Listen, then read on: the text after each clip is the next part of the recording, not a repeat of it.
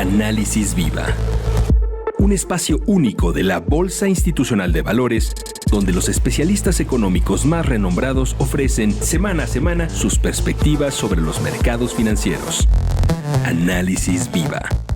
¿Qué tal? Bienvenidas, bienvenidos. Mi nombre es Salvador Leal, director de comunicación de la Bolsa Institucional de Valores, y les doy la bienvenida al podcast semanal Análisis Viva. Recuerden que queremos conocer sus opiniones, preguntas o sugerencias, así que no olviden escribirnos a análisis@viva.mx. Le damos hoy la bienvenida a nuestro invitado. Él es Gordon Lee, director para Latinoamérica de BTG Pactual. Muchas gracias, Gordon, por estar con nosotros en este Análisis Viva. Hola, Salvador. Gracias por la invitación. Un placer, como siempre, estar con ustedes. Gordon, platicar contigo nos permite conocer un poco acerca de la visión que tienes de nuestro país en el contexto regional. Creo que es muy valioso. ¿Por qué no nos platicas cómo estás viendo México desde allá? Perfecto. Mira, como sabes, hemos venido platicando varias veces del tema. Nosotros durante buena parte del 2020 y 2021, de hecho, estuvimos bastante positivos con México como mercado bursátil. Un poco las bondades que tiene de sus características más defensivas, por el beneficio que iba a tener y que lo tuvo del estímulo en Estados Unidos, y por una serie de factores, incluyendo evaluación. Yo te diría que este año arrancamos tal vez un poquito, no te diría que pesimistas, pero tal vez un poquito más cautelosos con México, sobre todo dentro de un contexto regional, en parte por el muy buen desempeño que tuvo, ¿no? O sea, si tú ves el desempeño que tuvo el mercado mexicano yo diría septiembre del 2020 hasta finales del 21, pues subió más de 60% en dólares. Estoy casi seguro que fue de los mercados grandes el de mayor rendimiento del mundo, muy superior al de sus pares en América Latina e incluso frente a Estados Unidos. Y lo que eso produjo, pues fue obviamente un encarecimiento relativo en valuaciones, que no es decir que estuviera caro el mercado a principios de este año, por lo contrario. Hay muchas empresas que si ven las valuaciones se veían muy atractivas y siguen viéndose así, pero se habían rezagado tanto sus pares en mercados emergentes frente a México que la brecha de valuación se había abierto bastante. Entonces, un poco la postura que tuvimos a principio de año es, mira, parece que este puede ser un buen año para mercados emergentes por el alza en commodities, que obviamente en América Latina en particular pues está muy apuntalado hacia eso. Y que, dado el desempeño relativo que tuvo México, pues tal vez describiríamos a México como un neutral en una región que es compra, ¿no? Lo cual quiere decir que podría seguir teniendo un buen desempeño frente a mercados desarrollados, incluyendo el de Estados Unidos, pero que los otros mercados simple y sencillamente por evaluación se veían más atractivos. Y yo creo que eso fue un poquito lo que pasó hasta finales de marzo. Y en finales de marzo entra esta volatilidad de mercado a nivel global, suscitada, yo diría, en un principio por el alza en ciclo, o sea, por el comienzo de un ciclo de tasas al alza por parte de la Fed, porque la inflación pues, se veía un poquito más pues, permanente y un poquito más alta de lo que se había anticipado. Y así arranca, digamos, que esta venta de mercado que hemos venido sufriendo desde entonces, que yo creo que en las últimas semanas ha cambiado un poquito el enfoque del nerviosismo de esa inflación a más bien preocupación sobre el panorama de crecimiento global y en particular de Estados Unidos. Pero lo curioso es que en ese entorno México se ha comportado muy bien. O sea, la realidad es que México había tenido un desempeño inferior al de Brasil bastante importante hasta finales de marzo y yo creo que casi la mitad, o si no es que más de la mitad de ese underperformance ya lo recuperó. Y yo creo que vuelve a resaltar las bondades defensivas que tiene México, ¿no? Que es, pues sí, tenemos un gobierno que no necesariamente es del agrado del sector privado de los mercados en general, pero que ha dado mucha claridad sobre las finanzas públicas y en donde de alguna forma yo creo que pues ya no es que se le haya tomado la medida, pero yo creo que el mercado ya entiende por dónde va y en qué hay que preocuparse y en qué no.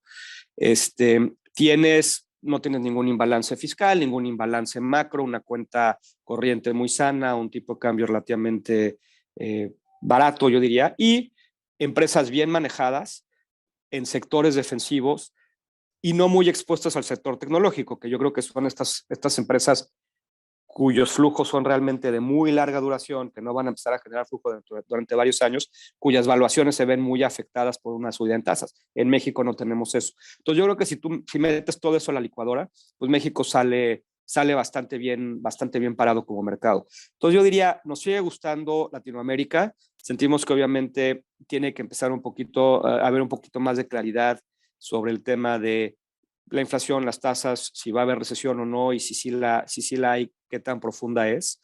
Sentimos que en general los temas pues, geopolíticos que ha suscitado la pandemia y que de alguna forma eran temas que ya venían desde antes y se han venido acelerando, benefician a Latinoamérica, también a México, pero que en estos momentos de volatilidad, es cuando México, dentro de un contexto regional, luce, ¿no? Y yo creo que mientras siga la volatilidad, pues creo que se seguirá viendo estas cualidades defensivas que le sirven bien a México en momentos difíciles.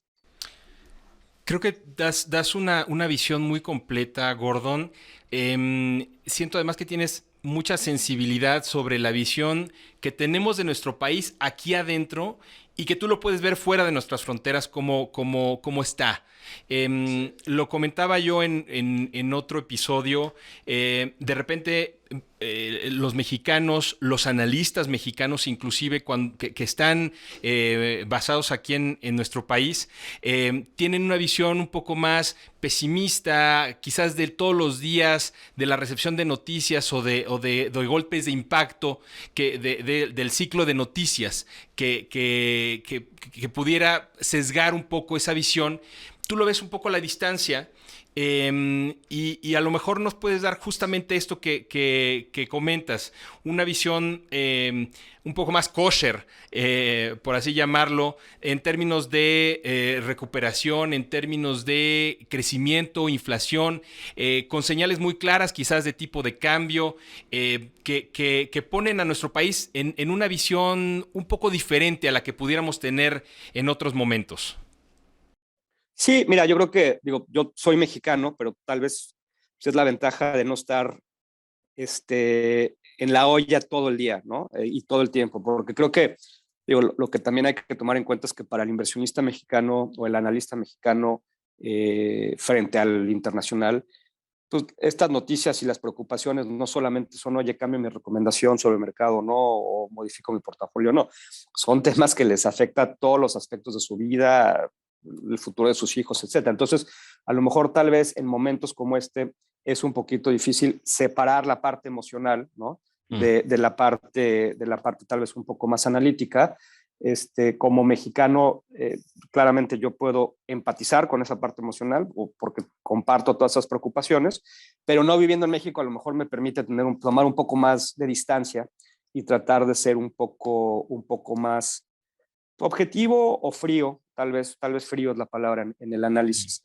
Y creo que también lo que pasa es que cuando uno está en México y uno es mexicano y lo comparamos con lo que nos gustaría ver, vemos el absoluto. Pero creo que en los mercados importa mucho el relativo. Y no estoy diciendo que no tengamos partes feas, ¿no? Pero digamos que sobre todo en mercados emergentes y en América Latina, pues a lo mejor somos el feo más guapo, ¿no? Tal vez.